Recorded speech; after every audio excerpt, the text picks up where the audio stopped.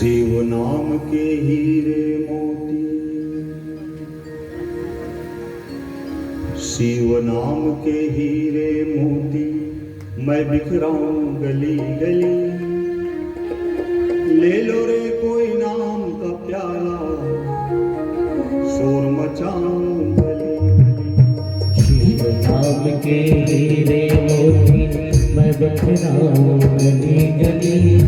ले लो रे कोई नाम का प्याला, शोर मचाऊं गली गली। शिव नाम के हीरे मोती मैं बिखराऊं गली गली। शिव नाम के हीरे मोती मैं बिखराऊं गली गली। ले लो रे कोई नाम का प्याला, शोर मचाऊं गली गली। ले लो रे कोई नाम का प्याला, शोर मचाऊं गली गली।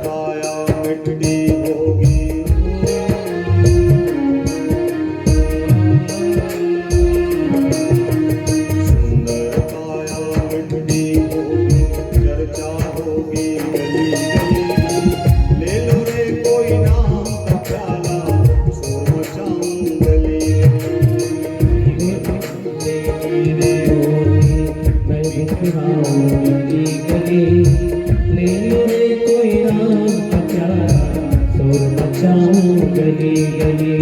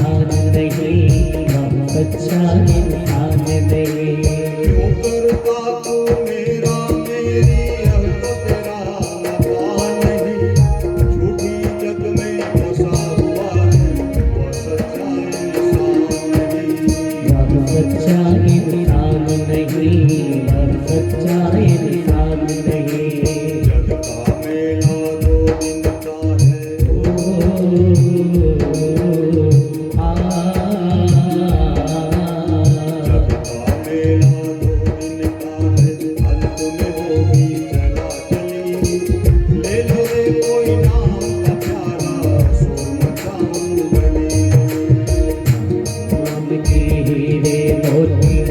बिखराऊं गली गली, ले लो रे कोई राम का प्यारा, शोर मचाऊं गली गली। ले लो रे कोई राम का प्यारा, शोर मचाऊं गली गली।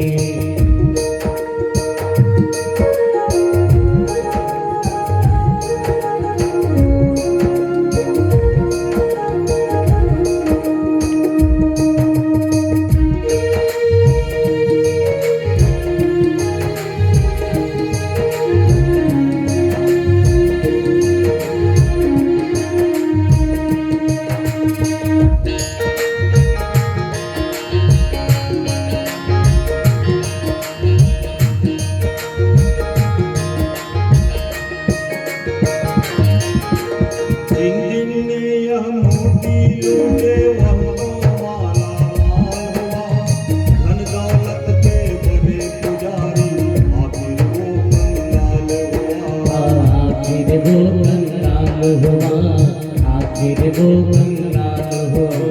जिन जिन में यह मोती लूटे वह तो मालामाल हुआ, धन दौलत के बने पुजारी, आखिर वो कंगाल हुआ। आखिर वो कंगाल हुआ, आखिर वो कंगाल हुआ। चांदी सोने वालों सुनो,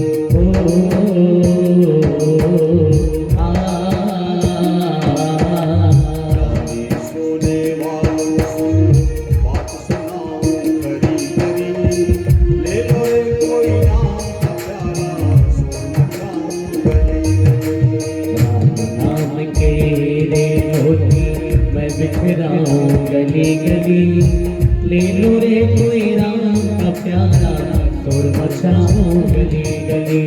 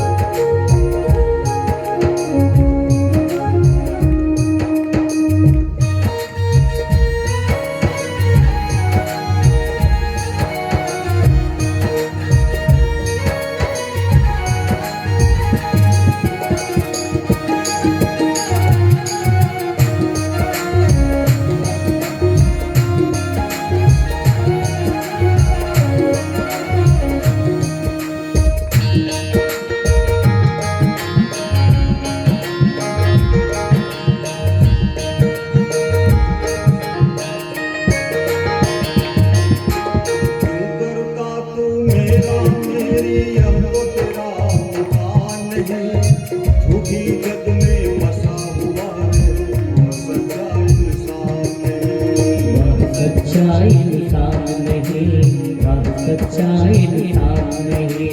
जग का मेला 2 दिन का है,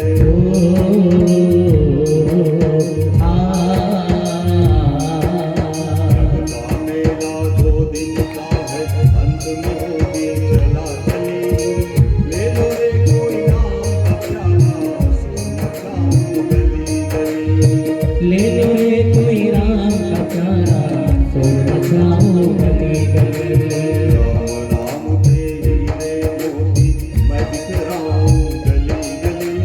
राम नाम के हीरे मोती मैं बिखराऊं गली गली। ले लो रे कोई राम का प्यारा, शोर मचाऊं गली गली। हाँ ले लो रे कोई राम का प्यारा, शोर मचाऊं गली गली। ले लो रे कोई राम का प्यारा, शोर मचाऊं गली गली। ले लो रे कोई राम का प्यारा, शोर मचाऊं गली गली। ले लो रे कोई राम का प्यारा, शोर मचाऊं गली गली। गजाननं भूतिगणादिसेवितं कपित्थजम्बूफलचारुभक्षणं उमासुतं शोकविनाशकारकं नमामि विघ्नेश्वरपादपङ्कजम्। भवानी शङ्करौ वन्दे श्रद्धाविश्वासरूपिणो, याभ्यां विना न पश्यन्ति सिद्धस्वान्तरिष्ठमीश्वरम्।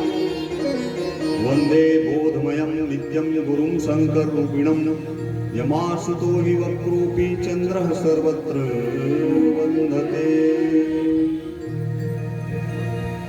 बोले शंकर भगवान की जय, शिव महापुराण की जय, लिंगेश्वर महादेव भगवान की जय।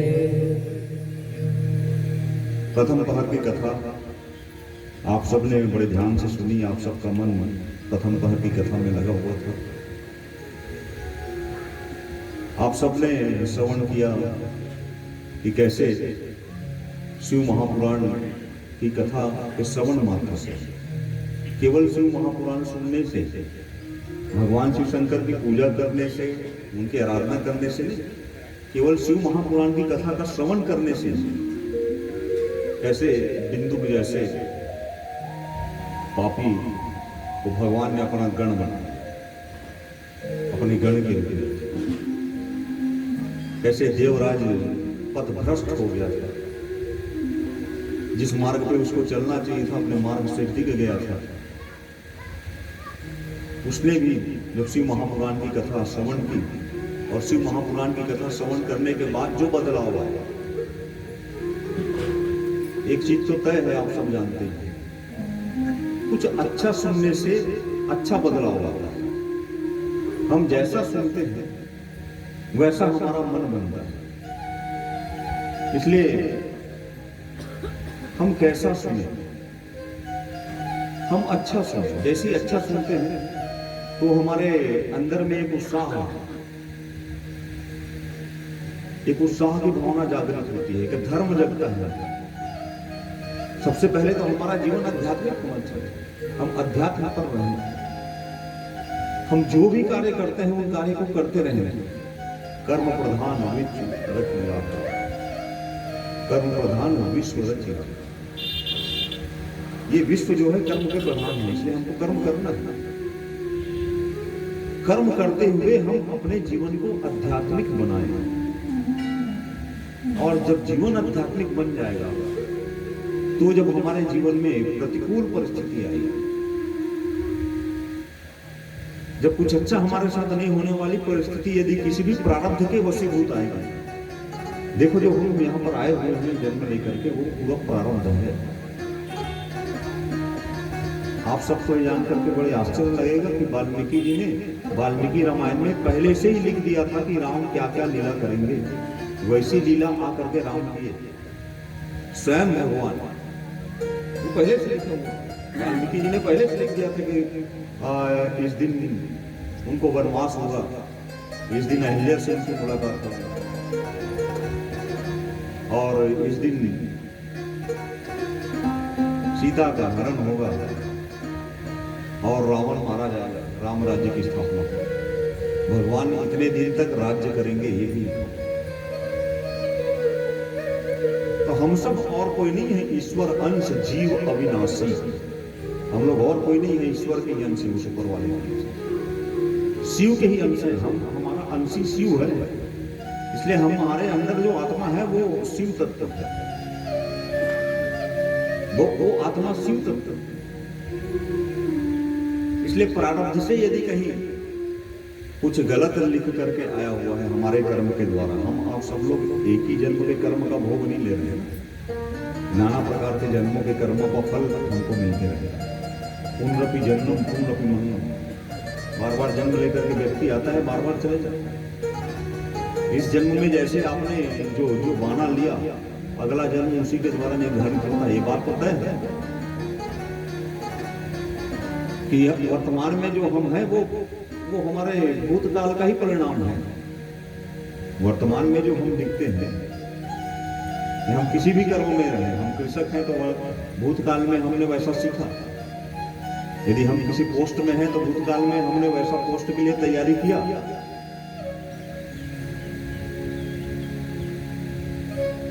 तो जैसा हम भूतकाल में लिए थे उसका परिणाम वर्तमान और भविष्य का बनेगा। तो वर्तमान जैसा है वैसा भविष्य तय होगा, भविष्य तय होगा। तो इसी प्रकार से जन्म, बार बार जन्म होता है, बार बार आता है। तो नाना प्रकार के जन्म के, जैसे दुख जब होता है आपको, तो मान लो कि कोई गलत कर्म का फल दुख के रूप में आता है। सच बात तो ये है, दुख गलत कर्मों के फल के रूप में आता है, चाहे वो इस जन्म के गलत कर्मों के फल हो, चाहे उस जन्म के गलत कर्म हो। लेकिन जब हम सुख में रहते हैं, आनंद में रहते हैं, तो मान लेना कि ये हमारे किसी न किसी पिछले जन्म या इसी पहले का कोई पुण्य है जो भारी अर्जित है, उसका फल हमको सुख है। तो इसलिए यदि हम जीवन में सुख चाहते हैं तो हमको क्या अर्जित करना पड़ेगा?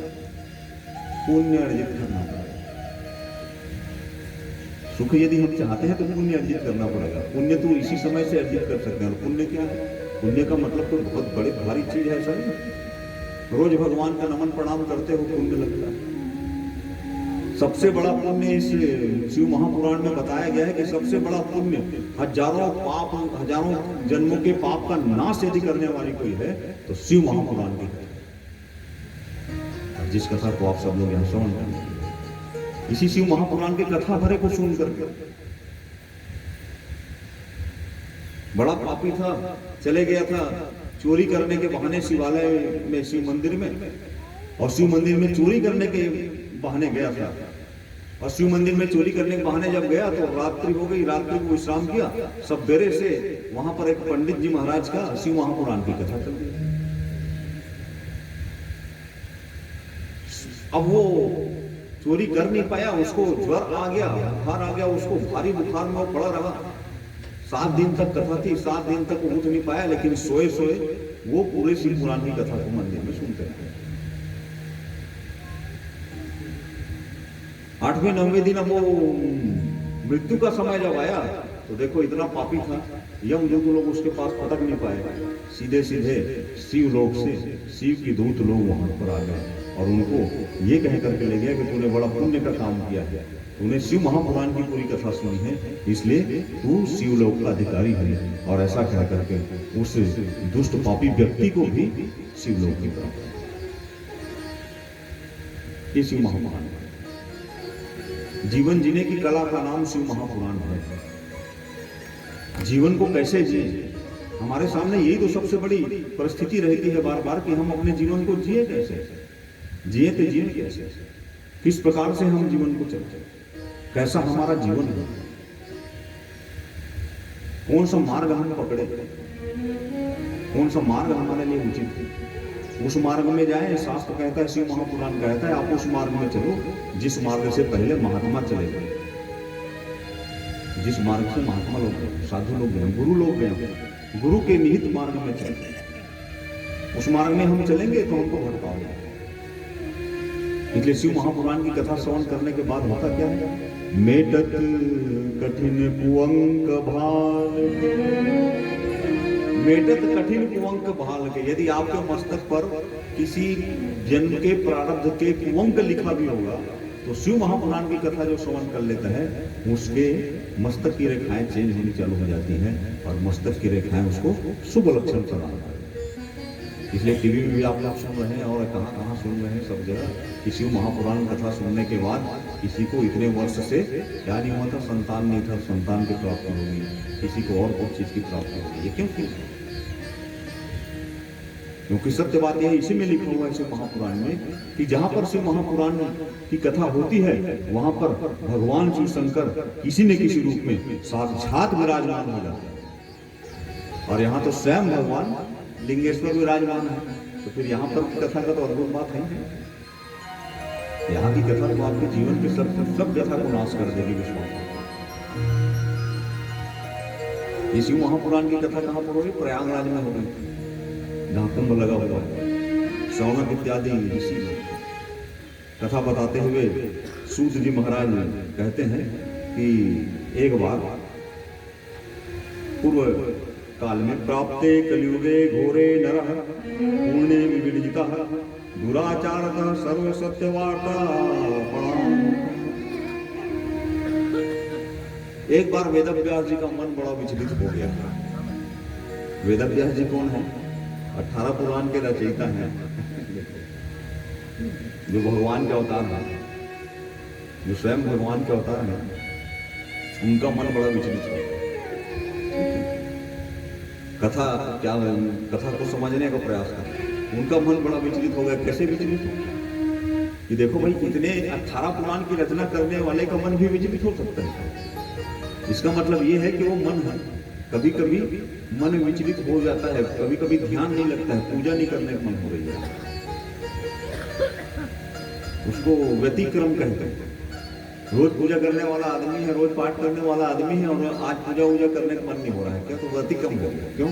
कोई पिछला पाप सामने आ जाता है, ठीक है, किसी जन्म का पाप जो है सामने आ जाता है, और पाप पूजा के मार्ग से, कथा श्रवण के मार्ग से आपको हटाता है, अच्छा कर्म करने से हटाता है। तो वेद व्यास जी बड़ा विचलित होकर के बैठे थे एक जगह। तो उसी समय सनत कुमार जो ऋषि कुमार है, वो ऋषि कुमार लोग दिव्य विमान में बैठ करके उनके पास, दिव्य विमान में बैठ करके सनातन ऋषि कुमार जो है उनके पास विमान में बैठ करके आए। अब वो ऋषि कुमार लोग उतरे साधु, और उनको गुरु देख करके वेद व्यास जी बड़ा प्रसन्न हो गए, और 1600 प्रकार से उनकी पूजा की वेद व्यास जी ने, और प्रणाम करते हुए कहा कि गुरु से कोई बात छुपाना नहीं चाहिए। और सच बात तो ये है, गुरु से, पिता से, माता से कोई बात छुपाएंगे तो वो गलत बात हो सकती है, तब छुपाएंगे। इसलिए आपसे कोई बात छुपाना, उन्होंने ये कहा कि मैं इतने पुराणों की रचना कर चुका हूँ, मेरे द्वारा 18 पुराण लिखे जा चुके हैं, लेकिन हे गुरुदेव मेरे मन में शांति नहीं है, कभी कभी व्यतिक्रम हो जाता है, मेरा ध्यान भटक जाता है कभी कभी, क्या उपाय किया जाए? तब सनत कुमार ने कहा कि हे वेद व्यास जी, आप भगवान शिव शंकर के कथाओं का क्या करें? श्रवण, कीर्तन और मनन करें। ये 3 साधन है भगवान शिव शंकर की उपासना के, भगवान शिव शंकर की पूजा के 3 साधन हैं। कौन कौन से? श्रवण, पहले सुन लो, कथा सुनो, पहला साधन। भद्रम करने भी सुनियाम देव, सुनोगे तभी तो पता चलेगा।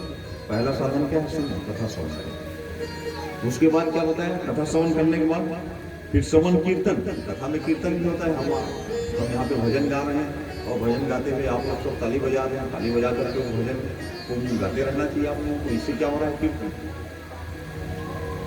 ये कीर्तन कहलाता है कि भगवान का नाम उच्चारण करते रहे। कीर्तन से क्या होता है? मुख से भी भजन निकल रहा है और हाथ से भी ताली बज रही है, तो क्या हो जाता है? कर्म भी हो रहा है और मुख से नाम भी जप हो रहा है, ये दोनों हो जाता है। और उसके बाद बताया मनन। अच्छा, ये बहुत लोग नहीं कर पाते होंगे, हो सकता है। जैसे मनन किसको कहते हैं? जैसे आज अभी आपने पहले पहर की कथा सुनी, आज की कथा सुनी, अब जब आप घर जाते हैं तो कथा के बारे में चिंतन करना है। जब रोज आप कथा सुनेंगे तो मनन हो जाएगा कि आज महाराज जी ने ये कथा बताई है नहीं, और उस कथा में उन्होंने ये कहा, कथा में ये बात आई भगवान शिव शंकर के बारे में। ऐसा जब हम उसको मनन करते हैं तो ये 3 साधन जब हो जाते हैं तो भगवान शिव शंकर की अपार कृपा आपके ऊपर होनी चालू हो जाएगी, जिसको कोई रोक ही नहीं सकता। लेकिन एक और बहुत बड़ी बात बताई गई है। अब देखो, कुछ लोग उसको सुन ही नहीं सकते, और सबसे बड़ी बात तो ये है कि हम सुनना नहीं चाहते, बोलना सोचा होता है।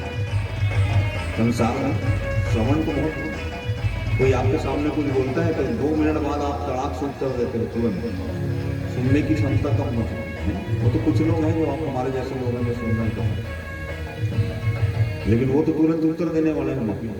बात कुछ किए नहीं, वो उत्तर देते हैं सीधा। हो जाओगे तो श्रवण नहीं कर पा रहे, कीर्तन भी नहीं कर पाते कुछ। अच्छा, कीर्तन भी, मनन भी यदि नहीं कर पा रहे हो तो शास्त्र में लिखा है, शिव महापुराण में सबसे अच्छी बात बता रहा हूँ, देखो ध्यान से सुनेंगे। तो शिव महापुराण में लिखा है, यदि कोई ये तीनों नहीं कर सकता, ठीक है, यदि कोई ये तीनों काम नहीं कर सकता तो भगवान शंकर के लिंग की पूजा करे। उससे 1600 प्रकार से जो भगवान शंकर की शिवलिंग की पूजा करता है, उसको ये सारे फल अपने आप भगवान शिव शंकर दे देते हैं। बोले शंकर भगवान की। कितनी बड़ी बात है। अरे भैया हमारे पास समय नहीं, हम नहीं सुन सकते कथा, चलो ठीक। कीर्तन भी नहीं कर सकते जी, लोग क्या बोलेंगे, चलो ठीक है। अरे मनन भी नहीं कर पाएंगे महाराज जी, चलो ठीक है। तब क्या करना है? भगवान शिव शंकर के शिवलिंग की 1600 प्रकार से जो पूजा अर्चना करता है, उसको भगवान शिव शंकर सारे फल प्रदान करते हैं। सनत कुमारों ने कहा कि नंदीश्वर ने शिवलिंग की कथा सुनाई है, उसको बड़े ध्यान से सुनो। कहा पूर्व कल्प में, अब शिवलिंग क्या है, पहले कथा प्रारंभ हुई, अब लिंग क्या है, शिवलिंग की उत्पत्ति कैसे हुई, उत्पत्ति की भगवान की बहुत अद्भुत कथा है। सुनो शिवलिंग की उत्पत्ति, प्रत्येक जगह शिवलिंग देखते हैं, है ना। यहाँ पर हमारे लिंगेश्वर महादेव शिवलिंग के रूप में विराजमान है नहीं, रुद्रेश्वर महादेव विराजमान है, कुलेश्वर महादेव और महाकालेश्वर है, द्वादश ज्योतिर्लिंग है। तो पहले शिवलिंग की उत्पत्ति कैसे, ये क्या है शिवलिंग? शिवलिंग के बारे में यदि भ्रांति हो तो भूल जाइए। शिवलिंग जो है वो भगवान, शिवलिंग जो है वो पुरुषवाचक शब्द नहीं है, वो पुरुषवाचक शब्द नहीं है। जैसे शिवलिंग कहते हैं तो कोई पुरुषवाचक हो, योनि योनि योनि योनि योनि नहीं कहा गया उसको। लिंग का मतलब होता है मूर्ति, प्रतीक। लिंग का मतलब होता है प्रतीक, साक्षात रूप। उसको शिवलिंग है तो पुरुषवाचक शब्द है, ऐसा मान लेते हैं लोग। शास्त्र में लिखा है, कोई ऐसा सोचता भी है तो बड़ा भारी पाप करता है। कोई भगवान शिव शंकर के शिवलिंग को यदि पुरुषवाचक लिंग समझता है तो वो बड़ा पाप का काम करता है। ये कोई अलग चीज है।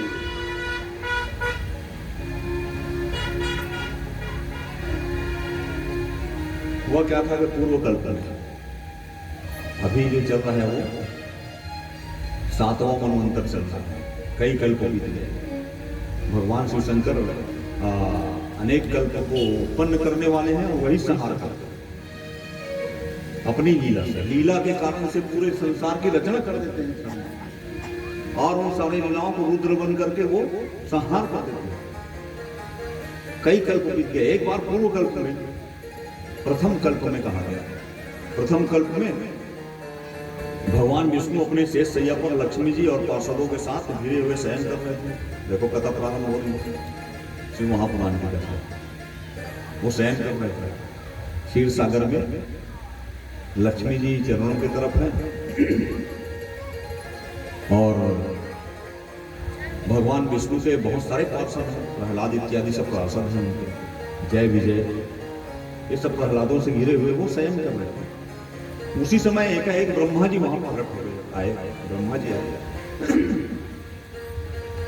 और ब्रह्मा जी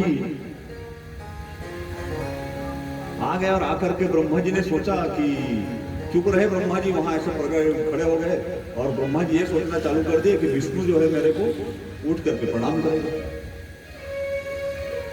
अब भगवान विष्णु आराम से लेटे थे, ब्रह्मा जी को बड़ा क्रोध आया। ब्रह्मा जी ने कहा, कह रहे मूर्ख, तो आराम से यहाँ पर लेटा हुआ है और मैं ब्रह्मा पूरे जगत को उत्पत्ति करता तेरे पास आया हूं, तू मेरा अभिवादन नहीं करना?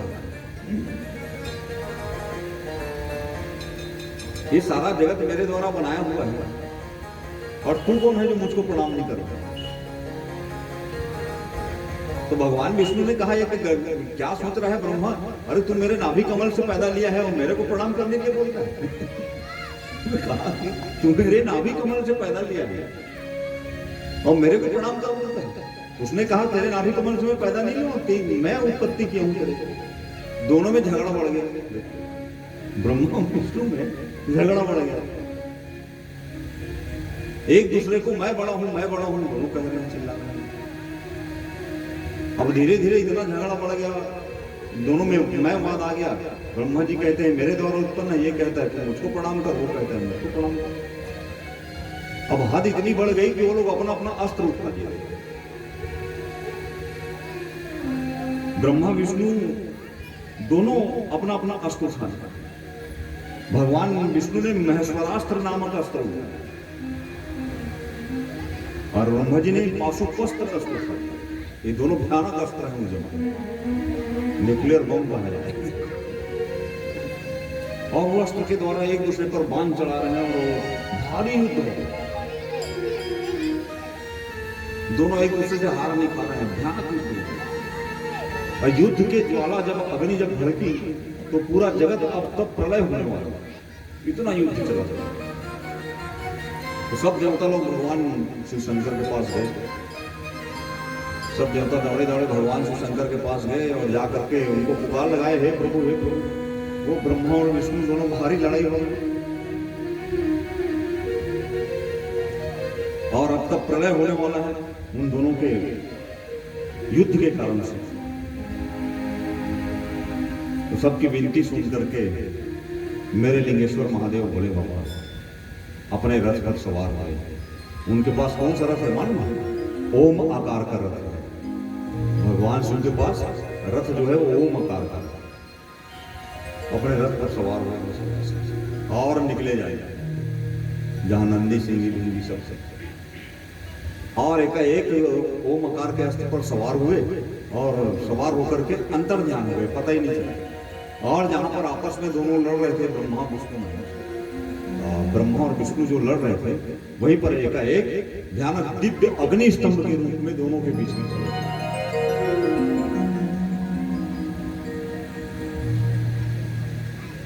भयानक अग्नि स्तंभ के रूप में प्रकट हुए और उस पार ब्रह्मा जी और इस पार विष्णु जी। अब दोनों के बीच में कोई स्तंभ प्रकट हो गया तो युद्ध कहां से होगा? युद्ध रुक गया। बीच में जब प्रकट हुए दोनों समझ नहीं पाए क्या है ये, एकाएक इतना भयानक अग्नि स्तंभ कहाँ है। दोनों ऊपर की तरफ देखते हैं तो ऊपर की तरफ देखने पर उनका था नहीं मिल रहा है। कहां तक उनका था नहीं, ऊपर तक देखते। अब दोनों ने आपस में चर्चा किया कि क्या है जो हमारे बीच में प्रकट हुआ। तो बोले इसका पता लगाते हैं हम लोग, चलो पता लगाएंगे इसका क्या है। हम दोनों के युद्ध के बीच में ये जो अग्नि स्तंभ है इसका ये क्या है पता लगाते हैं। तो ब्रह्मा जी जो है वो हंस पर सवार हो गए और ऊपर की ओर पता लगाने के लिए, और भगवान विष्णु जो है वो वराह रूप धारण कर लिए और वराह रूप धारण करके पृथ्वी को खोदते खोदते अंदर गए।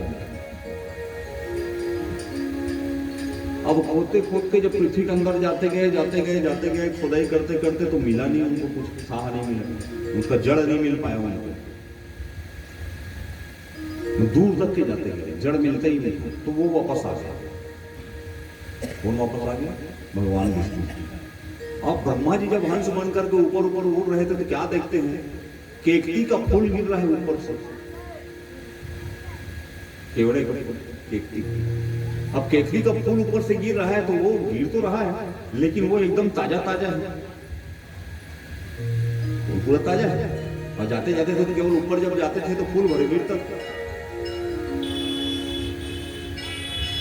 तो ब्रह्मा जी ने कुछ देर बाद वो केकड़ी को रोका, बोले रुक तो रुक। बोले कहां से आ रहे हो तुम? तो वो कहते मैं भी ये देखने के लिए गई थी, खोजने के लिए, लेकिन ये था मेरे को भी नहीं पता कौन ने कहा। तो ब्रह्मा जी ने कहा कि विष्णु को छोटा दिखाना है, युद्ध में हम कोई दुश्मनी थी। तो उसने कहा कि एक काम करो, अब तुम भी नहीं पार पा सके हो, मैं भी नहीं पार पा सका हूं, लेकिन हम दोनों दो हो गए अब, तो तुम मेरे सहयोगी बन जाओगे, साथी बन जाओगे। और बस तुमको कुछ नहीं कहना है, जाके हम लोग दोनों चलते हैं। विष्णु को जाके ये कहना है कि ब्रह्मा ने उसका पार पा लिया। मतलब तुम क्या है, गवाही दोगे वो कि तुम जाकर के तुम वहां हम दोनों जब जाएंगे नीचे तो विष्णु को ये गवाही देना कि ये ब्रह्मा है, वो इसका साह पा लिया है और मैं इसका गवाही हूं। अब ऐसा कहते हुए वो दोनों आ गए। दोनों में क्या हो गया?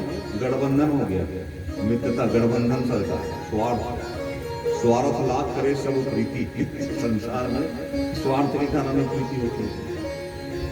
अब इधर आए और जब नीचे आए तो विष्णु जी थे वहां पर, तो ब्रह्मा ने कहा कि मैंने इसका था पा लिया, इसका छोर मैंने पा लिया, और तुम नहीं मानते हो तो ये देखो ये केकड़ी है, इससे पूछो।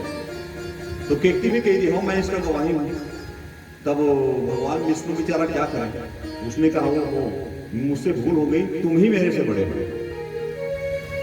सच बात यही है कि आज साबित हो गया कि तुम मेरे से बड़े हो, मैं तुम्हारी पूजा करता हूँ। ऐसा कह करके ब्रह्मा जी की पूजा करना।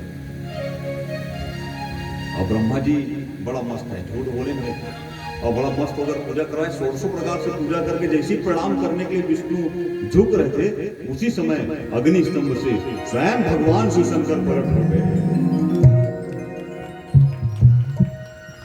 स्वयं भगवान शिव शंकर प्रकट हो गए, और प्रकट जैसे हुए तो एकाएक भगवान विष्णु ने भगवान शिव शंकर को देखते हुए कांपना चालू कर दिया। भगवान विष्णु का शरीर कंपित हो गया और कंपित होकर के उन्होंने कहा कि हे प्रभु क्षमा करना, मुझसे बड़ी बड़ी भूल हो गई। मैं आपका अथाह पाने के लिए शुकर रूप धारण करके मैं नीचे तक गया। मेरे सारे अपराध को क्षमा करो। तो भगवान शिव शंकर ने कहा कि हे विष्णु, तेरा कोई अपराध नहीं, आज से तू मेरे जैसे पूजित होगा, आज से तू मेरे जैसे पूजित होगा। तूने सत्य बात कहा, तूने सत्य बात कहा है, इसलिए तू मेरे जैसे ही पूजित होगा। और तुझको लोग अब सच्चिदानंद कहेंगे। बोले सच्चिदानंद भगवान की जय। तेरे को सच्चिदानंद कहेंगे, सत्यनारायण कहेंगे। आज के बाद मेरे समान ही तू है। तेरी जो पूजा करेगा वो मुझको मिलेगा और मेरी जो पूजा करेगा वो तुझको मिलेगा। हम दोनों में कोई भेद नहीं रहेगा, क्योंकि तूने सत्य भाषण किया। सच्चिदानंद रूपाय विश्वोत्पत्त्यादि हेतवे तापत्रय विनाशाय श्री कृष्णाय वयं नमः। और भगवान शिव शंकर पलटे इधर ब्रह्मा के पास। ब्रह्मा के कितने सिर थे? 5 सिर थे। ब्रह्मा के 5 सिर पहले, और भगवान विष्णु उल्टे और ब्रह्मा जी को देख करके कहा, करे ब्रह्मा, तूने झूठ का सहारा लिया है, इसलिए आज के बाद तेरी पूजा कोई नहीं करेगा, तेरी पूजा कोई नहीं करेगा। इसलिए ब्रह्मा जी का मंदिर देखते हो नहीं, केवल एक जगह है, कहाँ? पुष्कर। ब्रह्मा जी का मंदिर एक जगह पुष्कर, वहीं पूजा करें। बाकी और जैसे जैसे शिवलिंग और भगवान विष्णु की मूर्ति हर जगह दिखते हैं, वैसा ब्रह्मा जी दिखते हैं क्या? नहीं। तेरी पूजा कोई नहीं करेगा, तूने बहुत दुष्टता किया है, तूने झूठ का सहारा लिया है, और इसलिए जो सिर तेरा झूठ बोला हुआ है वो सिर को मैं नहीं रखूंगा कहा, और त्रिशूल उठा करके ब्रह्मा जी के 5वें सिर को भगवान श्री शंकर ने काट दिया। झूठ बोलने में सिर को काट दिया। भगवान शिव महापुराण उसके सिर को काटा। अब जैसे ही सिर कटा तो ब्रह्मा जी अब कितने सिर के हैं? 4 सिर के हो गए। फिर ब्रह्मा जी ने हाथ जोड़ करके बड़ा अन्याय विनय किया, क्षमा करो क्षमा करो। और केकती की तरफ भगवान को देखे, तूने कहा तूने झूठ का साथ दिया है, अरे केकती तुझको मैं श्राप देता हूं कि आज के बाद तू मेरे ऊपर नहीं चढ़ेगा। तेरे मेरे ऊपर तेरे को कोई नहीं चढ़ाएगा। इसलिए एक बात याद रखना, भगवान शिव शंकर में केवड़े का केकती का पुष्प नहीं चढ़ता है।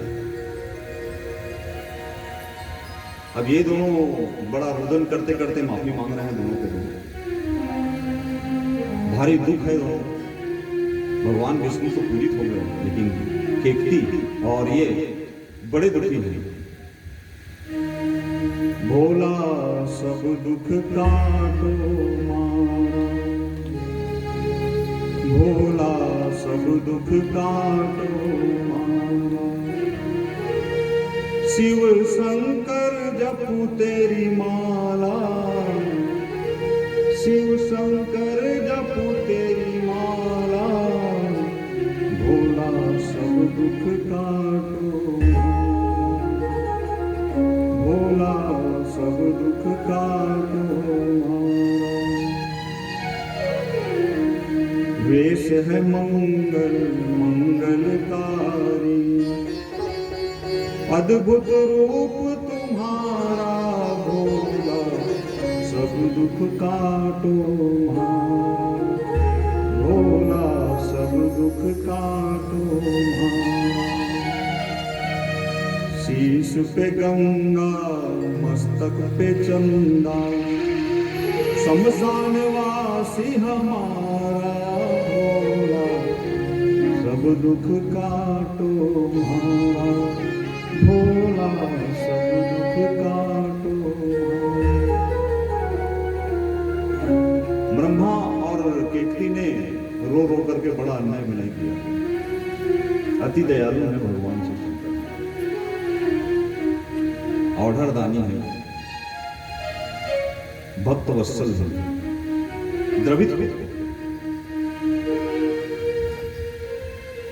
उनके स्तुति को, उनके विनय को सुन करके वो दोनों के विनय स्तुति के सुन करके भगवान शिव शंकर द्रवित हो गए और कहा कि अरे व्यक्ति ठीक है, तू मेरे को तो नहीं चलेगा, लेकिन मेरे जैसे मैंने विष्णु को बनाया है, इसलिए जो भी भक्त भगवान विष्णु के ऊपर तुझको अर्पण करेगा उसके सारे मनोकामना पूर्ण हो जाएगी। इसलिए केतकी का फूल किसमें चढ़ता है? भगवान विष्णु। ब्रह्मा जी को कहा कि तेरी पूजा कहीं नहीं होगी, लेकिन तुझको भी मैं वरदान देता हूं कि जब भी कोई यज्ञ किया जाएगा तो यज्ञ बिना तेरी पूजा किए, बिना तेरा स्थान दिए कलश के रूप में तुझको उस यज्ञ में जब तक नहीं रखा जाएगा तब तक वो पूजा सफल नहीं होगी। इसलिए हम लोग सब यहाँ पर क्या रखते हैं? ब्रह्म कलश रखते हैं। इसलिए किसी भी पूजा अर्चना में ब्रह्म कलश रहता है, कलश रहता है वो ब्रह्म कलश। भगवान विष्णु को आशीर्वाद दिया भगवान शिव शंकर ने और ये कहा कि तू सृष्टि का पालन करता बनेगा। तो सृष्टि के पालन करता, भगवान विष्णु सृष्टि के पालन करते हैं, ब्रह्मा जी रचना करते हैं और रुद्र सहारा देते हैं, अपने में फिर समेट लेते हैं। तीनों देवताओं का ये अद्भुत चरित्र सूत जी ने शौनक इत्यादि ऋषियों को सुनाई और इस प्रकार से फिर शिव जी ने कहा उन सबको एक अद्भुत बात इस कथा का पंचलाइन। शिव जी ने कहा कि ब्रह्मा विष्णु और देवताओं तुम लोग बड़ा ध्यान से सुनो। हे पुत्रों, आज तुम सबने मेरी पूजा की है, सब मिलकर के पूजा की, तुम सब ने मेरी पूजा की है। इसलिए आज का ये जो तिथि है, आज का ये दिन है, वो शिवरात्रि के नाम से प्रसिद्ध होगा। बोले शंकर भगवान की।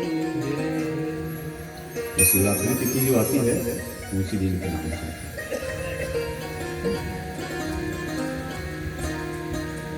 उस तिथि को शिवरात्रि कहा जाए। जो इस दिन मेरी पूजा अभिषेक करेगा लिंग रूप में, उसे मैं सब कुछ प्रदान कर दूंगा, ऐसा भगवान शिव शंकर ने। इसलिए भगवान शिव शंकर हमारे अद्भुत देवता हैं और उनकी कथा हरि अनंत हरि कथा अनंता। जो भी आप मन में उनका नाम लेकर के जो भी पूजा करेंगे निश्चित है वो आपको सुख प्रदान करेगा।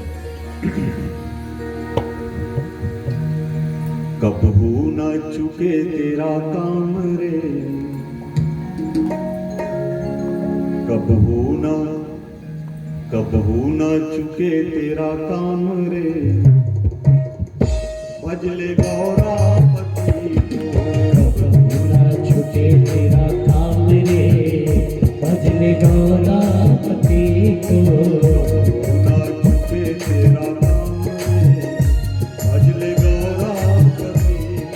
कबहू न चुके तेरा काम रे, भजले गौरापति को।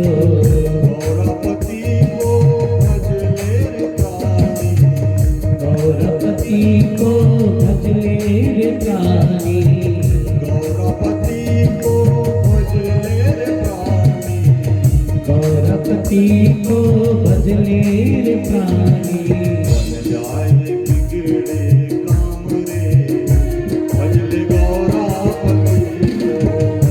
न छूटे तेरा काम रे, भजले गौरापति को।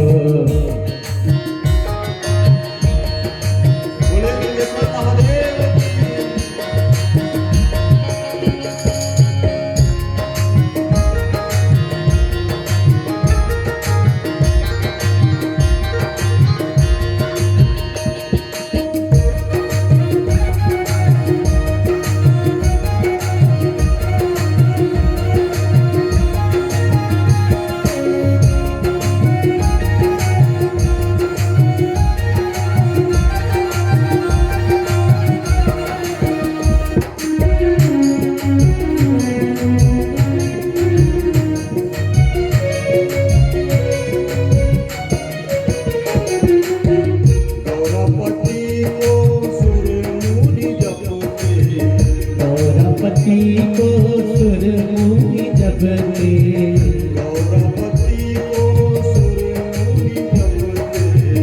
गौरपति को सुर मुनि जपते, गौरपति को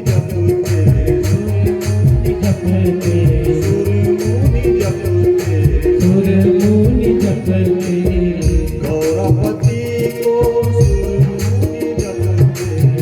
गौरपति को सुर मुनि जपते, जपते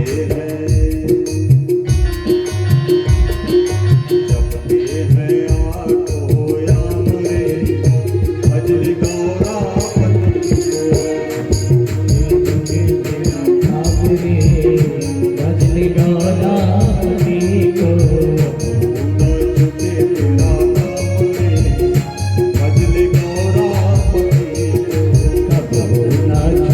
तेरा नाम रे भजन गौरपति को।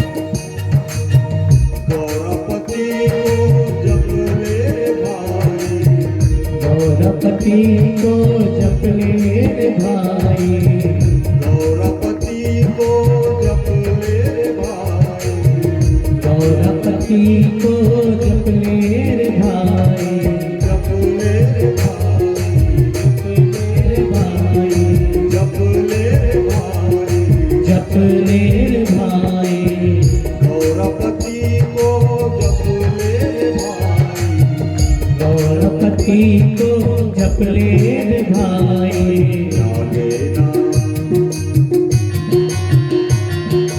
लागे ना कोई दाम रे, जप ले गौरपति कबो न छूटे तेरा काम रे भजन गौरपति को,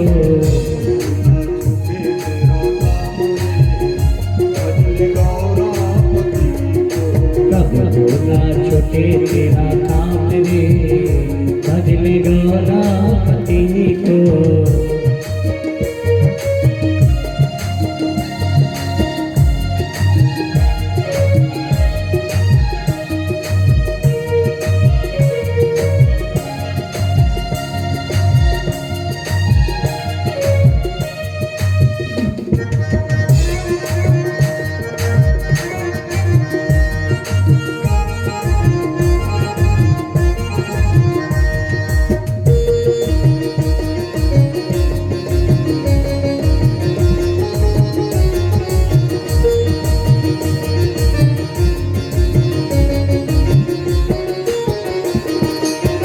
गौरपति को माधव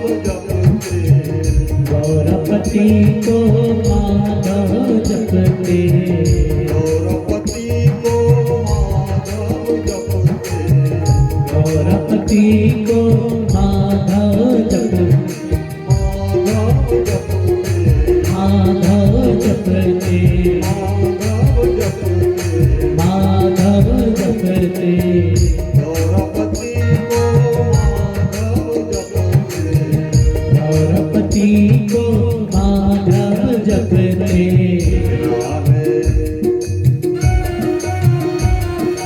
कितना है प्यारा नाम रे, भजन गौरपति ना छूटे तेरा नाम रे भजन गौरपति को,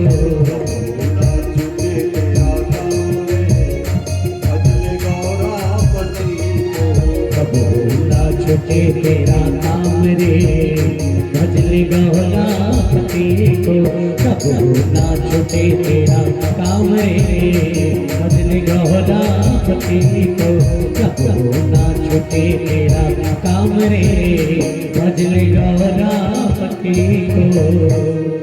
बोले शंकर भगवान की जय हो। ताली बजा दो। ऐसे भगवान शिवलिंग की प्रथम उत्पत्ति अग्नि स्तंभ के रूप में सबसे पहले शिवलिंग उत्पन्न हुआ, और फिर वो जो अग्नि स्तंभ के रूप में था वो स्वयं भगवान प्रकट हो गए और वो लिंग रूप में, और भगवान शिव शंकर ने शिवलिंग के रूप में पूजित किया। भगवान शिव शंकर ने स्वयं कहा है कि लिंग का मतलब चिन्ह होता है। शिवलिंग भगवान शंकर का पूर्ण निर्गुण स्वरूप। शिवलिंग जो है क्या है? भगवान शिव शंकर का निर्गुण स्वरूप। निर्गुण और सगुण दो रूप में है ना, तो ये शिवलिंग जो है निर्गुण स्वरूप है, और भगवान शंकर निर्गुण और सगुण दोनों रूप में विराजमान होते हैं। सच बात तो यह निर्गुण सगुण नहीं कछु भेदा है। स्वयं भगवान श्री शंकर ने लिंग की व्याख्या की और कहा कि मेरी मूर्ति से ज्यादा फल शिवलिंग की पूजा से मिलेगा। भगवान शंकर जो है लिंग के रूप में ज्यादा पूजित किए। स्वयं भगवान शिव शंकर ने कहा है कि मूर्ति से ज्यादा फल मेरे शिवलिंग रूप निर्गुण रूप में पूजन करने से मिलेगा। जयलिंगेश्वर महादेव रूप में पूजन करते हैं, और जो मेरी शिवलिंग की पूजा करेगा, बाबा जी ने लाए एकदम अद्भुत बात लिखी है इसमें, है जो शिवलिंग की पूजा करेगा, उस पर जो पूजन अर्पण करेगा, उसको मेरी निम्न प्रकार की भक्ति प्राप्त हो जाएगी। भक्ति, शिवलिंग की पूजा करने वाले को भगवान शिव शंकर की भक्ति प्राप्त हो जाएगी। भक्ति के भी प्रकार हैं। कितने प्रकार हैं? तो पहला सालोक्य, सामीप्य, सारूप्य, साष्टिक, सायुज्य, ये 5 प्रकार की भक्ति। भक्ति में भी अलग अलग प्रकार हैं, तो 5 प्रकार की भक्ति अनायास ही प्राप्त हो जाएगी। तो जो शिव पूजक है उनको ये भक्ति प्राप्त हो जाएगी, ये सिद्धि हो जाएगी। भगवान ने कहा कि मेरा 2 रूप है, एक सकल और दूसरा निष्कल। जैसे महापुराण की कथा सुन रहे हो, 2 रूप है शिव शंकर के। कौन कौन सा? एक सकल रूप और दूसरा निष्कल रूप। दोनों रूप में भगवान की पूजा करते। तो ब्रह्मा और विष्णु ने हाथ जोड़ करके भगवान शिव शंकर की स्तुति की। प्रकट हो गए शिवलिंग के रूप में, जब प्रकट हुए थे दोनों ने, भगवान ने स्तुति की, और स्तुति करते हुए नमो निष्कल रूपाय, नमो निष्कल तेज से, नमः सकल नाथाय, नमस्ते सकलात्मने। अद्भुत स्थिति। नमः प्रणवाचचाय, नमः प्रणवलिंगिने, नमः सृष्टिकादिकेत्रे, नमः पंचमुखाय ते।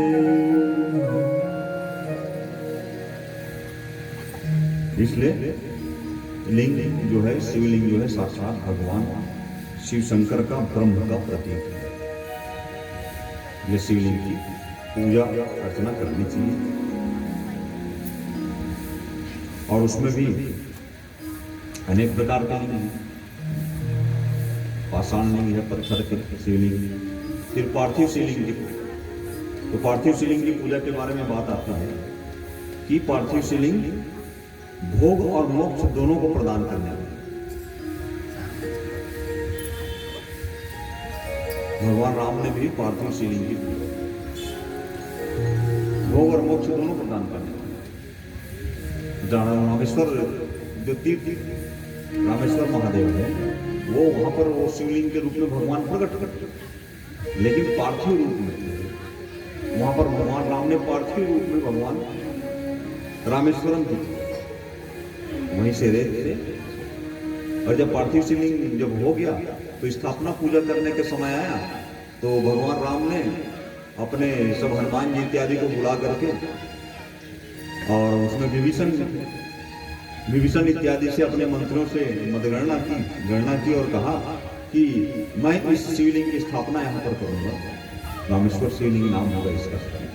और मैं शिवलिंग की स्थापना करूंगा और इसके स्थापना के लिए इस पूरे जगत में, पूरे चराचर में जो सबसे बड़ा भगवान शिव शंकर का भक्त होगा, जो सबसे बड़ा भगवान शिव शंकर का पुजारी होगा, उसी के द्वारा मैं इसको पूजा करूंगा, स्थापना करूंगा। तभी सबसे महान, सबसे बड़ा पुजारी कौन है पता करो? राम। राम ने कहा तो विभीषण जी मुस्कुराते हुए बोले, हे प्रभु, पूरे संसार, पूरे जगत में राम ने, भगवान शिव शंकर का सबसे बड़ा पुजारी, सबसे बड़ा भक्त अभी कोई है तो वो तो रावण ही है। वही महाराज है। रावण भी तो ब्राह्मण था। बोले वो रावण महाराज है जो सबसे बड़ा भी और वो अभी आपका दुश्मन है। बोले तो भगवान ने कहा कि क्या हो सकता है, मैं उनका आह्वान करता हूँ। देखो राम क्या थे इससे पहले, भगवान शिव शंकर ने स्वयं राम की गाथा गाई है।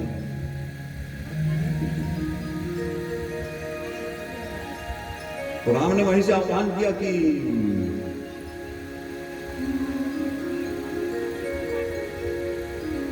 हे रावण, मैं तुम्हारा आह्वान करता हूं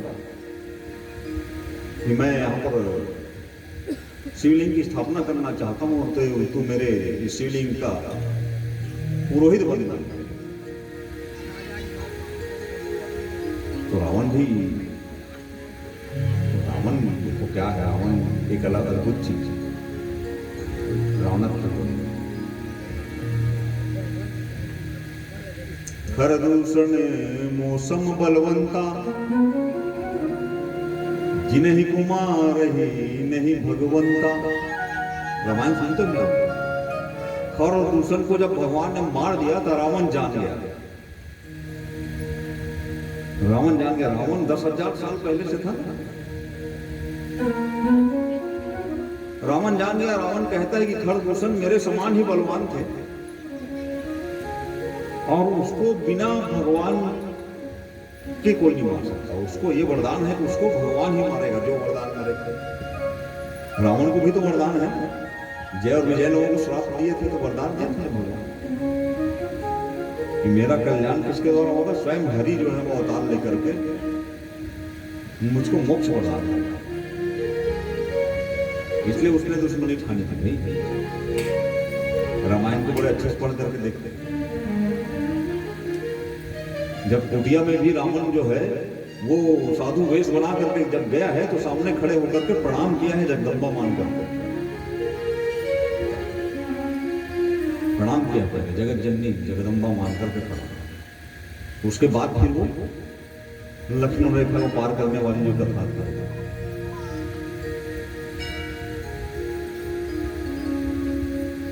तो आह्वान जैसे किया तो रावण जो है अपना झोला उठा करके और शंख घंटी उठा करके चलना चाहता, तो मंदोदरी उसको रोकी।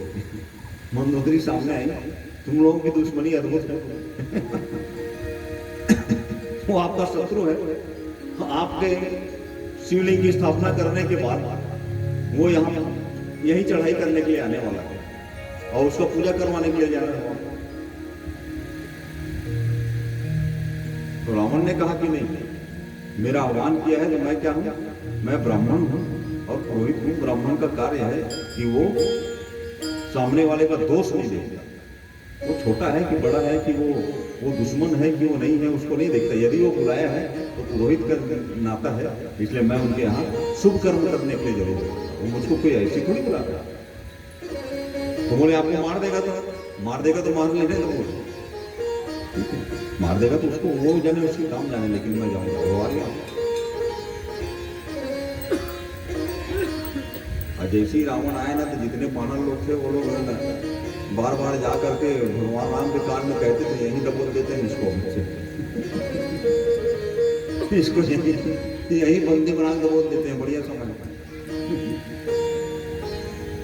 कुछ रिच पानल लोग आग बोलते थे, इसको यही दबोचते हैं प्रभु। अब कहाँ वहां पुल वुल बनाते रहेंगे, इतना मेहनत करना पड़ेगा, पत्थर डालेंगे वहां, उससे अच्छा भी आया हुआ है, इसको यही दबोच के मार देते हैं। भगवान मुस्कुराते थे। बानर लोग बानर जैसे करेंगे, बेंद्रा क्या है, बेंद्रा जैसे सोचे, बढ़िया समय है। भगवान बार बार नहीं बोलते। हनुमान जी एकदम क्रोधित हो जाते थे, ये मेरी सीता माता ने क्या यही इसको मुझे यही पटक देता हूँ, उसको दबा देता हूँ। भगवान मना करते थे बार बार उनको। तो रावण भी अद्भुत आदमी, पूरा स्थापना करवाया था रावण ने अद्भुत मंत्र के साथ। आज भी वो मंत्र जो है गूंज रहा है, रावण ने जो मंत्र कहा भगवान की शिव शंकर की स्थापना पूजा के समय उसने जो मंत्र रावणाष्टक नाम से प्रसिद्ध है। और स्थापना जैसे हो गया तो अपना बैग उठाया का मंडू पूजा झोला जो हम लोग पूजा झोला जाते, पूजा झोला उठाया उठ के चलना चाहता हूँ, और जैसे ही उठ के चलना चाहा तो भगवान राम ने कहा उनको, अरे रुको रुको पंडित जी, महाराज जी रुको। बोले आप तो दक्षिणा मंत्र बोले थे, और बिना दक्षिणा दे मेरी पूजा सफल होगी, आप पाप लगा रहे हो मेरे को, दक्षिणा मंत्र बोलिए। मैं रामेश्वर महादेव की कथा सुना रहा हूँ। बोले दक्षिणा मंत्र तो बोलिए। तो रावण कहता है तेरे पास है क्या जो मुझको देगा तू तो टोटल भी मंगा है, मेरे को क्या देगा तू? तेरे पिताजी ने तेरे को राज्य से निकाल दिया, तू वन वन फिर रहा, और हाँ तेरे पास एक चीज थी, पत्नी को भी पहले धन बोला जाता था, तेरे पास एक चीज सीता थी पत्नी धन के रूप में, उसको भी मैं चुरा करके बंदी बना कर रखा, और तेरे पास है क्या मुझको देगा?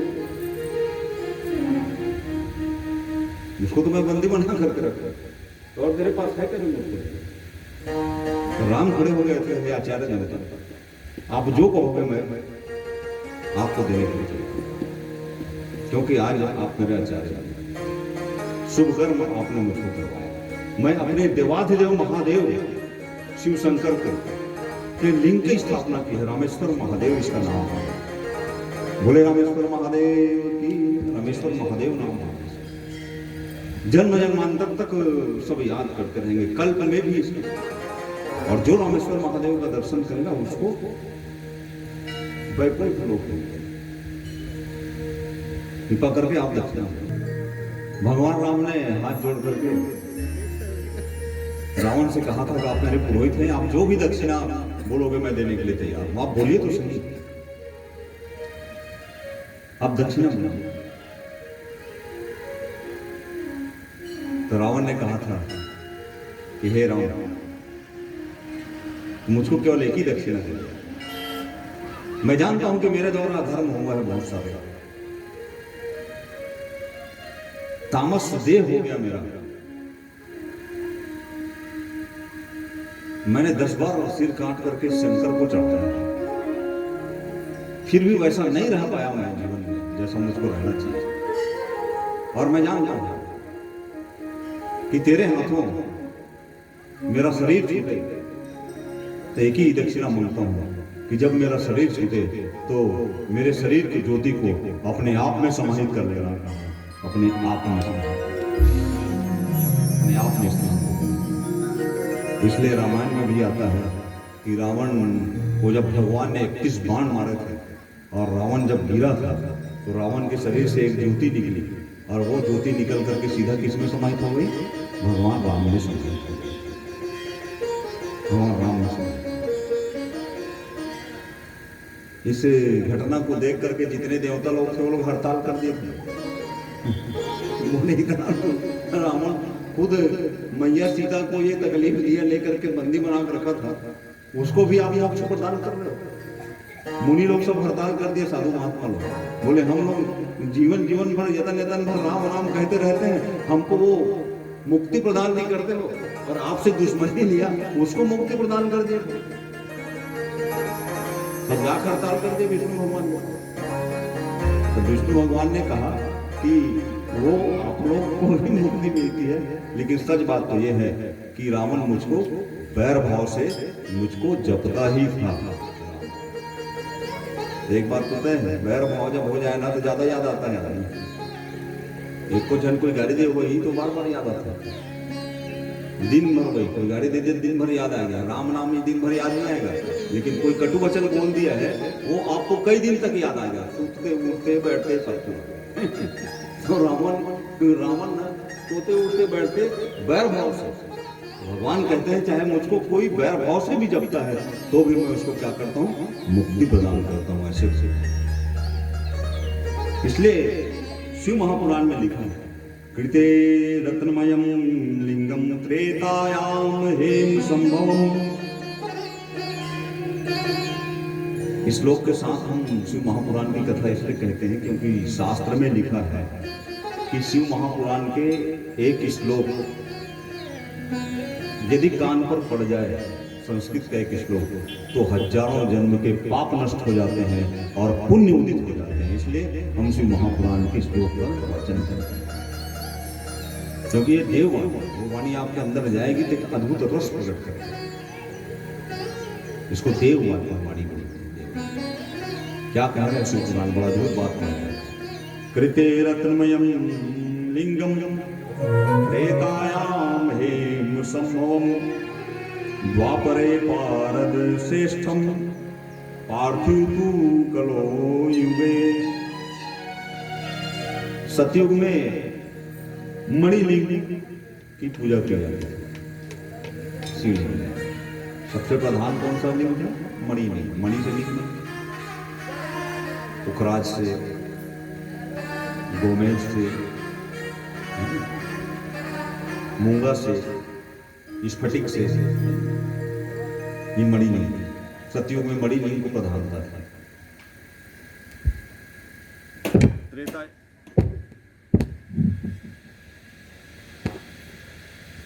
त्रेता युग में स्वर्णलिंग को उच्च माना गया, सोने का। अनेक प्रकार के धातुओं पर भी शिवलिंग होते हैं, सोने, स्वर्ण। इसमें त्रेता युग। द्वापर युग में पारद शिवलिंग की प्रधानता है। कौन सा शिवलिंग? पारद। और पारद शिवलिंग यहाँ रखा हुआ है पूजा में, जैसा पारद।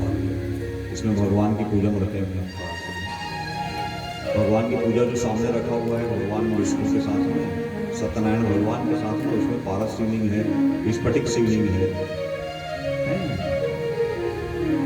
पाषाण शिवलिंग है। तो पारद शिवलिंग पूजा। और कलयुग में सबसे उच्च कोटि का यदि कोई शिवलिंग की जो तुरंत फल देने वाला बताया गया, उसको पार्थिव शिवलिंग को बताया गया। इसलिए पार्थिव शिवलिंग की पूजा कलयुग में जाता है।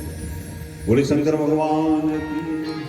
तो पार्थिव शिवलिंग बना करके राम ने पूजा किया। और वही फिर वो शिवलिंग के रूप में अब भगवान ने रेत कण कण में शंकर, हर कण में शंकर है। तो वो जब भगवान के हस्त पड़े और जब वो पार्थिव शिवलिंग में वहां पर जब मंत्र जब गया तो वो कठोर होकर के क्या है, शिवलिंग के रूप में प्रस्तुत हो गया। इस प्रकार से भगवान स्वयं भगवान से शंकर कहते हैं कि जो शिवलिंग की पूजा कर लेता है,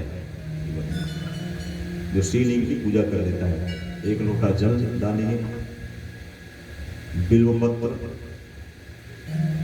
जो जो आपके पास पूजन सामग्री है सब, अंत में हाथ जोड़ करके ये कह दीजिए, हे प्रभु, मेरी जितनी ज्ञान थी, मेरा जितना सामर्थ्य था, उतना मैंने आपके ऊपर ये भोग प्रसादी चढ़ाया।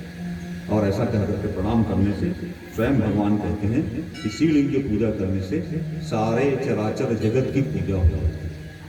एक अनेक प्रकार के देवताओं की पूजा कर रहे हो, ऐसा बात नहीं। शिवलिंग की पूजा किए तो सभी देवी देवताओं की पूजा एक साथ। इसलिए लिंग का बहुत महत्व है। इसलिए लिंगेश्वर महादेव की हम सब पूजा करते हैं, उनके दरवाजे बैठकर। कितने कितने कामना है, यदि कोई मन में कामना है, कई बार हम लोग मनोकामना के लिए करते हैं कोई चीज, हमारे मन में मनोकामना है, भगवान हमारी मनोकामना पूर्ण कर दे। तो जिसको विद्या प्राप्ति करनी है, जिसको विद्या चाहिए, किसी भी प्रकार की विद्या, पढ़ने लिखने वाले बच्चे लोग रहते हैं, तो वो 1000 पार्थिव शिवलिंग बना करके पूजा करेगा तो उसको विद्या की प्राप्ति हो जाएगी। कितने? 1000 पार्थिव शिवलिंग। बहुत लोगों को धन चाहने की इच्छा होती है, भगवान सब कुछ प्रदान करने वाले हैं। शिव शंकर भगवान तो सब प्रदान करते हैं, हर धर्म काम होता है। अब किसी को धन चाहिए, धन की कमी लग रही है, तो वो 500 पार्थिव शिवलिंग की पूजा करेंगे तो उनको धन की प्राप्ति हो जाएगी। कितने? 500 पार्थिव शिवलिंग। कोई कोई पुत्र की चाह रखते हैं, हमको पुत्र हो जाए, ये भी बता रहा हूं कि पुत्र की चाह रखने वाले हैं, वो यदि 1500 पार्थिव शिवलिंग बना करके पूजा करेंगे तो उनको पुत्र रत्न की प्राप्ति हो जाएगी। इसका विधान है, विधान और लिखा हुआ है इसमें कैसे उसकी पूजा करना है, 1500 उसको पुत्र की प्राप्ति हो जाएगी। बहुत लोग ऐसे कहते हैं कि हम सुंदर बन जाए, और उस चक्कर में रोज हम लोग फेयर एंड लवली बोरोप्लस पोतते ही रहते हैं।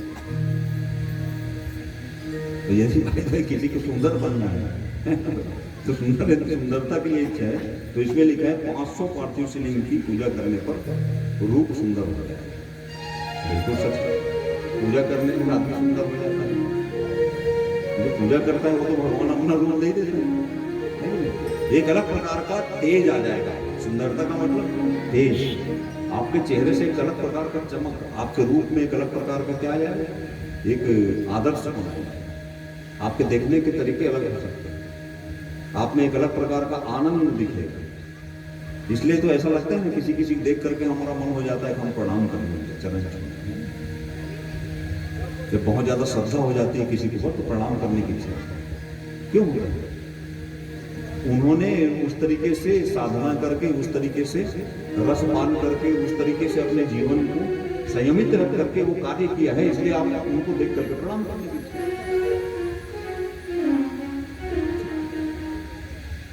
इस प्रकार से भूमि की अभिलाषा यदि किसी को है, किसी को जमीन चाहिए, भूमि इत्यादि प्राप्त करना है, तो इसमें लिखा हुआ है शिव महापुराण में 1000 पार्थिव शिवलिंग की पूजा उसको करनी चाहिए।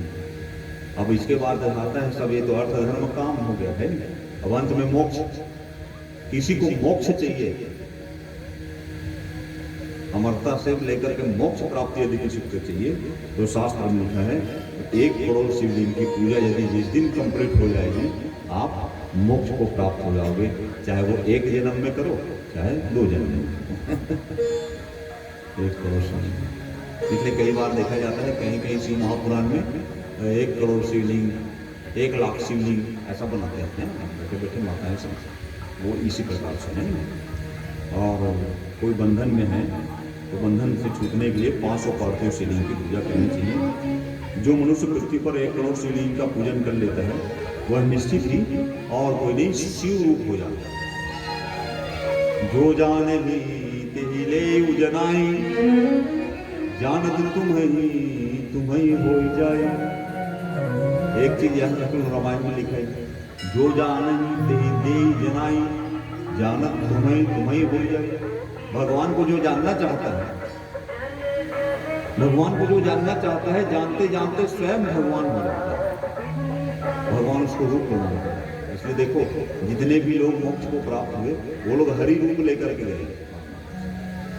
गिद्धराज को मोक्ष दिया ना, तो गिद्धराज ने, और गिद्धराज से जब भगवान श्री राम मिले तो बोले कि भाई तुम्हारे प्राण को रख लो। उन्होंने कहा कि नहीं प्रभु, तब अपने उंगली पे हथेली पर ही उनको मोक्ष दिए, और तब वो भगवान स्वरूप हो गया राम। इसलिए भगवान को जानना है, जानने वाले, भगवान को पूजने वाले स्वयं भगवान जैसे हो जाते हैं। इसलिए किसी भी मंदिर देवालयों में जाते हो तो सबसे पहले भगवान का प्रणाम करते हो, दर्शन करते हो मंदिर में। उसके बाद किसका प्रणाम करते हो? पुजारी का। पुजारी प्रणाम करते हैं। पुजारी प्रणाम क्यों करते हो? पुजारी पूछते हो क्या कौन सा जात का है, कैसा है, क्या है, कुछ पूछते हैं क्या लोग? नहीं, सीधा प्रणाम करते हैं। क्यों? क्योंकि वो पूजा करता है, इसलिए उनका सेवा करने वाला उनके जैसा हो जाता है। जैसे उनको प्रणाम किया जाता है वैसी वहां के पुजारी को प्रणाम किया। क्यों? क्योंकि वो उस रूप हो गया। उनकी पूजा करते करते, उनकी सेवा करते करते भगवान ने वैसा ही उनको भी सामर्थ्य प्रदान कर दिया। इसलिए पुजारी आशीर्वाद देगा तो लग जाता है। इसलिए यदि आप पूजित होना चाहते हैं तो पूजा करना चालू करो। बहुत लोगों को ऐसा लगता है कि हम सम्मानित बने, सम्मानित बने। भैया सम्मानित बनना चाहते हो, सम्मान करना चालू करो। सम्मानित बन जाओ, सबका सम्मान करते जाइए, सम्मानित करते जाइए जैसे आप सम्मान करेंगे। इसी प्रकार से जो विधि पूर्वक शिवलिंग को स्नान कराकर उसका जल को 3 बार पीता है, उसके समस्त पाप शीघ्र नष्ट हो जाते हैं। कई लोगों का ऐसा भ्रांति था पहले कि शिवलिंग में जो जल चढ़ा हुआ है उसको ग्रहण नहीं किया जा सकता। तो सुन लो सच बात, शिव महापुराण में लिखा है जो शिवलिंग के ऊपर जो जल चढ़ा हुआ है वो जल यदि धार से गिर रहा है, उसको यदि 3 बार यदि आप आचमन कर लेते हैं, पी लेते हैं, तो आपके समस्त पाप शीघ्र नष्ट हो जाते हैं। बोले शंकर भगवान की जय। महादेव स्वरूप्यभ्यम बिल्पो देवरिपि स्थूलः यथा तथा च सस महिमा जायते कथम। बिल वृक्ष तो महादेव का स्वरूप है। बेल वृक्ष है वो स्वयं भगवान श्री शंकर का स्वरूप है। अनेक प्रकार के देवताओं के द्वारा इसकी स्तुति की गई है। उसकी महिमा कैसे जान सकते हैं? संसार में जितने भी प्रसिद्ध तीर्थ हैं वो सब तीर्थ बिल पत्र के मूल में निवास करते हैं। संसार में जितने तीर्थ हैं वो सब तीर्थ बिल पेड़ के मूल में, उसके जड़ में निवास करते हैं। इतनी बड़ी महिमा है। और जो मनुष्य भक्ति पूर्वक बिल वृक्ष के नीचे दूध और घी से बना हुआ अन्न शिव भक्त को प्रदान करता है, उसकी भगवान श्री अपार धन संपदा प्रदान करता है। तो बिल पेड़ के नीचे बैठ करके यदि आप खीर बना करके किसी शिव भक्त को खिलाते हैं तो अपार धन संपदा भगवान शिव जी को प्रदान करते हैं। बोले शंकर भगवान की। शिव भोला भोला भोला कैलाशपति वाला। शिव भोला भोला भोला कैलाशपति वाला।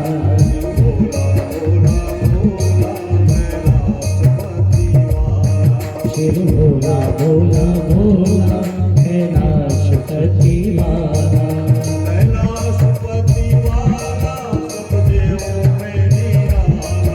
कैलाशपति वाला सब देवों पे निराला। कैलाशपति वाला सब देवों पे निराला। कैलाशपति वाला सब देवों पे निराला। शिव भोला भोला भोला कैलाशपति वाला। शिव भोला भोला भोला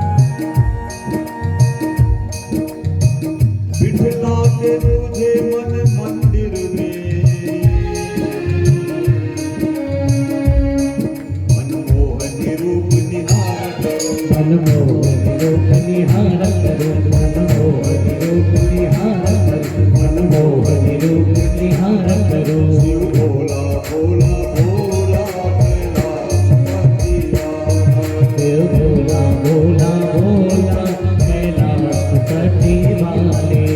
कैलाशपति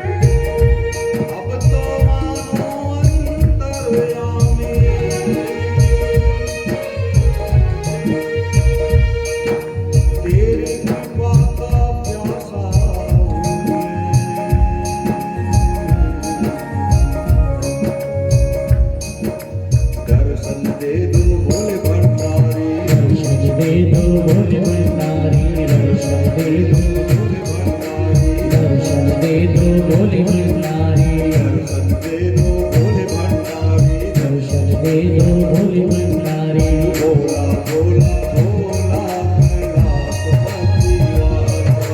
भोला भोला भोला कैलाशपति वाला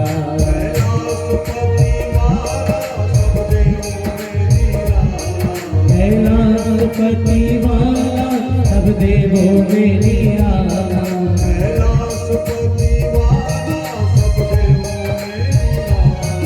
कैलाशपति वाला सब देवों में निराला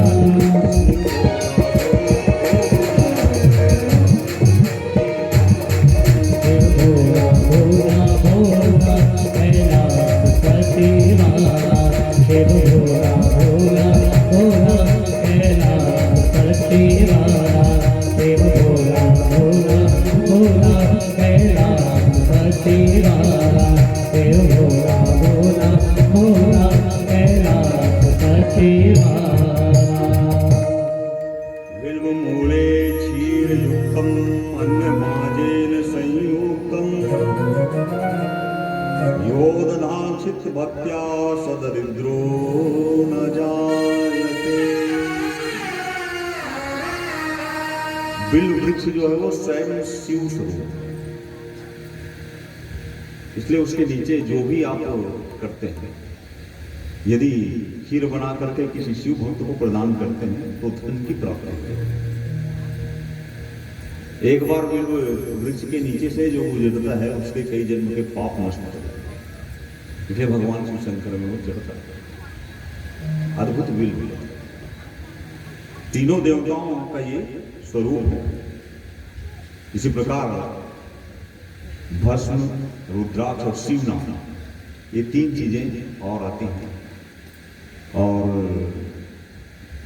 मुझको आदेश है कि 5:30 बजे तक कथा यहाँ पर पूर्ण होनी चाहिए, तो घड़ी भी समय बता रहा है, आदेश दे रहा है, क्योंकि सब आप लोग दूर से आते हैं, क्योंकि हर गांव जो है वो 2-3 किलोमीटर दूर पड़ता है यहाँ से। तो कल यहाँ पर भस्म, रुद्राक्ष और शिव नाम की महिमा पर कथा चलेगी।